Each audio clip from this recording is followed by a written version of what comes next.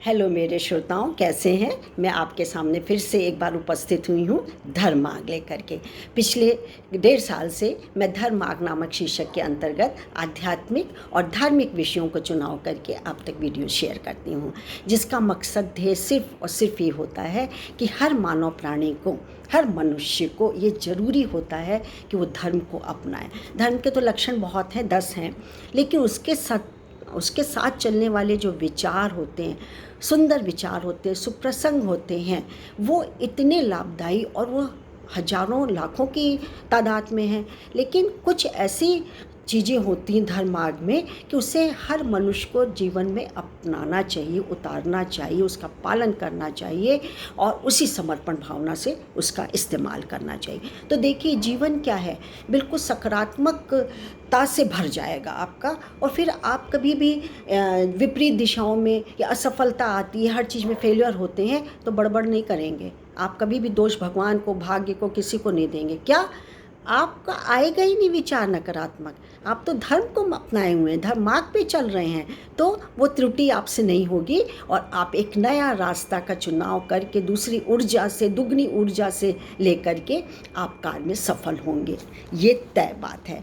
तो इसी श्रृंखला में मैंने एक शीर्षक निकाला है आपके लिए, जिसका नाम है जीने की कला, और इसको हम तक लाए हैं डॉक्टर राघवेंद्र शुक्ल जी। राघवेंद्र शुक्ल जी, आपका बहुत बहुत नमस्कार और धन्यवाद कि मैं आपकी बात जन जन तक रख रही हूँ। तो देखते हैं जीने की कला में क्या है। जीने की कला का ज्ञान भी एक विज्ञान है, सही बात है, लेकिन यह विज्ञान उस ज्ञान से ऊपर नहीं है जो जीवन को सार्थक बनाने के लिए शरीर को माध्यम मानकर उसका उपयोग नौका की भांति करता है। ज्ञानी जन सदैव शरीर से जीने की कला का प्रतिपादन करते रहें और पाते रहते अमोघ जीवन रस।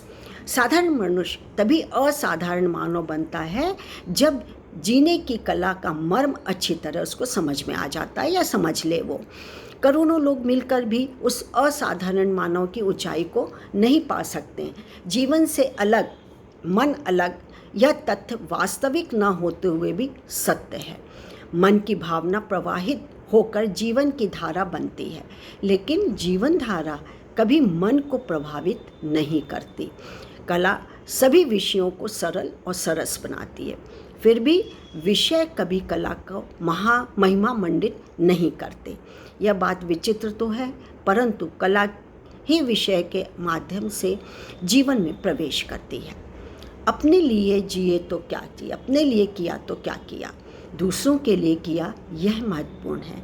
जीने का अर्थ है दूसरों के जीवन के लिए कुछ किया जाए। यह जीवन की कला भी है और उद्देश्य भी। तात्पर्य स्पष्ट है, मानव जीवन किसी की देन है, इसे एक दूसरे के लिए लगाना होगा, लेकिन इस सच्चाई को कोई स्वीकार करने को तैयार नहीं है। सबके सब एक ही ओर चलते जा रहे हैं, केवल अपने लिए दौड़ रहे हैं। वे दूसरों का जीवन दूभर करते हैं, उसे नर्क बनाने का प्रयास करते हैं, जीवन छीन लेना चाहते हैं। जीवन कला से जीवन में सुधार आ सकता है, लोग सभ्य और सुसंस्कृत बन सकते हैं। ये तो बहुत ज़रूरी है हर प्राणी के लिए, मतलब मानव प्राणी के लिए, कि वो सभ्य हो, संस्कार युक्त हो, संस्कारी बने, सभ्य हो। ये उसके लिए बहुत ज़रूरी है। लोगों की मानवता की भावना जागृत हो सकती है। बिल्कुल सीधी बात है, मानव के लिए मानव तैयार हो, इसे ही मानवता कहते हैं। जैसे आप मानवता का धर्म अपनाएंगे तो वो भी तो मानवता सीखेगा दूसरों के लिए। तो एक मानवता से दूसरी मानवता होती है, एक मानव से दूसरा मानव प्रभावित होता है और मानवता जगती है। जीने की कला का लक्ष्य है मानवता। अब इस कला को विकसित करने का प्रश्न शेष रहता है। कलाकार बनने की चाह हो तो कला को ग्रहण किया जा सकता है। यह एक विद्या है जो जीवन के मूल्यों से संबंधित होती है। इस कला को सीखना पड़ेगा। सभी को जीवन मूल्य ग्रहण करने होंगे।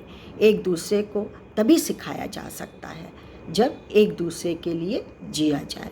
दूसरे के लिए त्याग करना, यही असली मूल्य है।